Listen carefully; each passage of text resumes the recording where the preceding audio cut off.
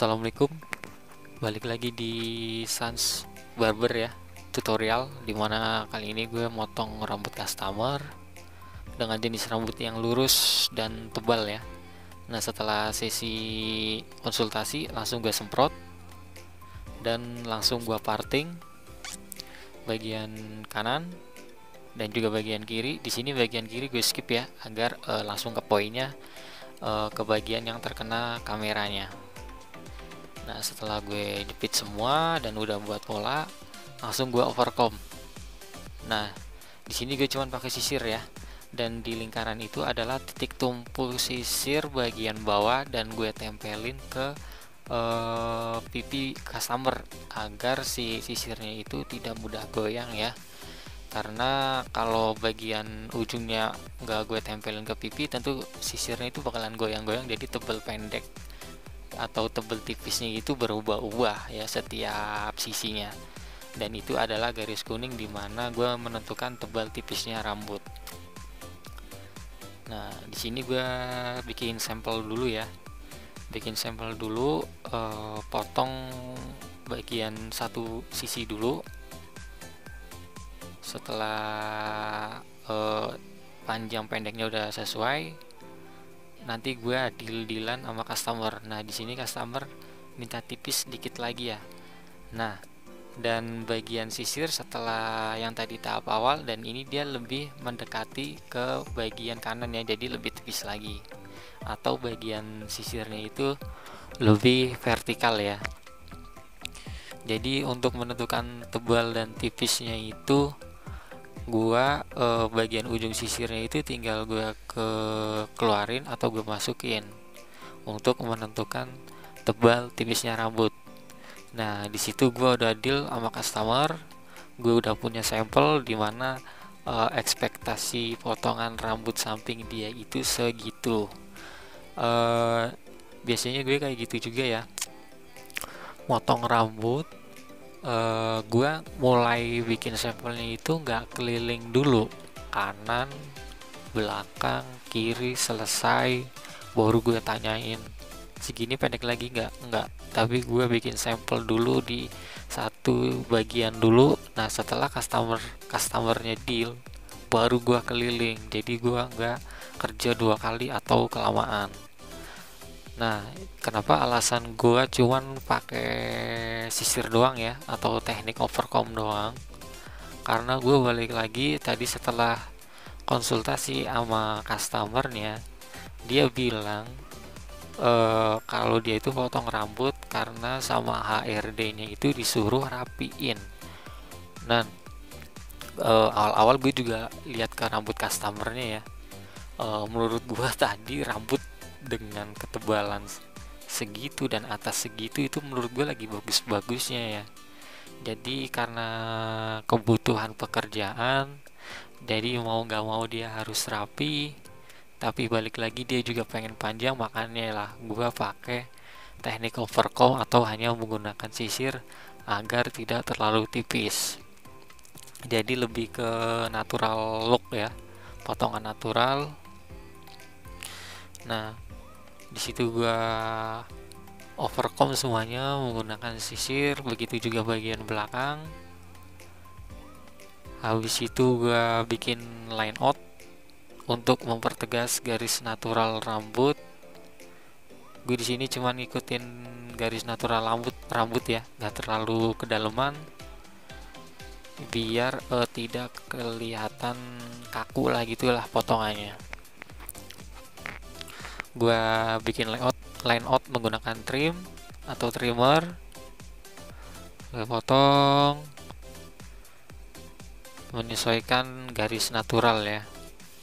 Ya, kenapa gua balik lagi? Kenapa gua potong rambut gak menggunakan guard? Karena kadang pernah gue potong, bikin potongan natural kayak gini menggunakan guard. Menurut gue itu kelamaan di bagian step by stepnya. Kenapa gue bilang gitu? Kayak contoh gue pakai sepatu guard nomor 6, untuk bagian atas, lalu ke bagian bawah gue makin turunin ke sepatu nomor 4, 3 dan 2, dan di situ gue ngerasa kayaknya agak lama gitu ya. Itu menurut gue sih, tiap tukang cukur beda-beda. Dan di bagian situ adalah dimana gue menggunakan sepatu nomor 1 untuk membuat jambangnya itu terlihat lebih natural atau tidak kelihatan tebal ya. Jadi lebih ke taper lah ya. Bagian bawah sama ke atas makin tebal dan menyambung sama bagian rambut yang gua jepit.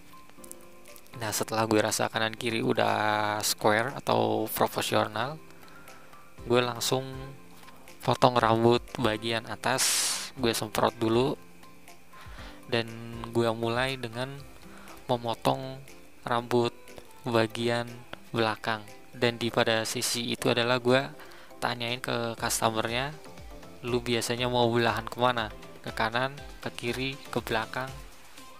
Nah, setelah gue dapat yang dia mau ke kiri dan arah rambut natural numbuhnya juga ke kiri, dan gue sesuaiin menggunakan sisir mau potong seberapa, dan udah gue dapet, dan gue udah dapet gambarannya. Potongannya bagian atas gue bikin side part atau belah samping, dan dia memilih belah ke kiri. Terus gue potong menggunakan teknik trim atau menyambungkan ya, jadi berundak-undak gitu. Gue potong, gue mulai dari belakang, dimana gue menyambungkan titik terpanjang bagian belakang yang sama dengan titik terpanjang bagian samping kanan kiri, karena gue bikin square ya, untuk gue sambungin sama bagian atas. Setelah bagian belakang udah gue trim dengan kemiringan dengan kemiringan sekian derajat biar nyambung, langsung gue lanjut motong makin ke atas dan ke depan. Di sini gue masih pakai teknik trim ya, atau menyambungkan ya. Jadi itu potongannya nanti berlayer gitu ya. Gue sambung sedikit demi sedikit, potong lagi. Di sini gue juga partingan untuk memotong rambut bagian atasnya itu bentuknya lebih ke diagonal ya, atau enggak lurus ke kanan kiri secara horizontal, tapi menyilang sama bentuk atau rambut bagian atasnya gitu loh. Jadi menyilang gitu ya. Nah, bisa dilihat tuh. Setelah gue rasa udah potong semuanya, gue samain lagi, gue potong lagi buat ngelihat titik-titik atau bagian-bagian yang masih panjang sedikit, karena menurut gue panjang 1 mili 1 senti itu menjadi pengaruh banget ya buat potongan rambut. Gue sisir ke belakang. Nah, jadi lebih kayak Levi Ackerman ya potongannya ya. Di sini gue masih nyambungin.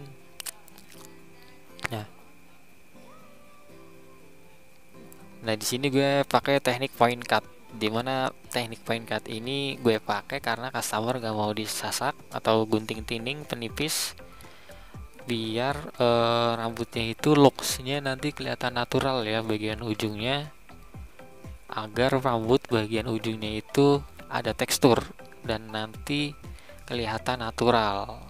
Karena kalau potongan nggak disasak lah, minimal cuman potong rata doang, nggak dibikin tekstur, menurut gue jatuhnya nanti bakalan kaku atau nggak natural. Nah, setelah gue rasa bagian atas sudah selesai dan customer juga udah deal, bagian atas cuman potong sekian sentimeter, terus gue keringin dan gue cek belakangnya, samping. Dan di sini juga bagian rambut kanan dan kiri itu panjang ya, karena potongannya side part. Tentu satu sisi potongan rambutnya itu yang panjang. Nah, karena dia belahan rambutnya ke kiri, tentu rambut bagian kanannya harus lebih panjang karena potongannya side part atau belah samping. Nah, setelah gue liatin bagian belakang, dan ini adalah sebelum dan ini sesudah. Oke, mungkin yang bisa gue share di sini dan gue dokumentasi di sini, semoga bermanfaat buat teman-teman. Assalamualaikum.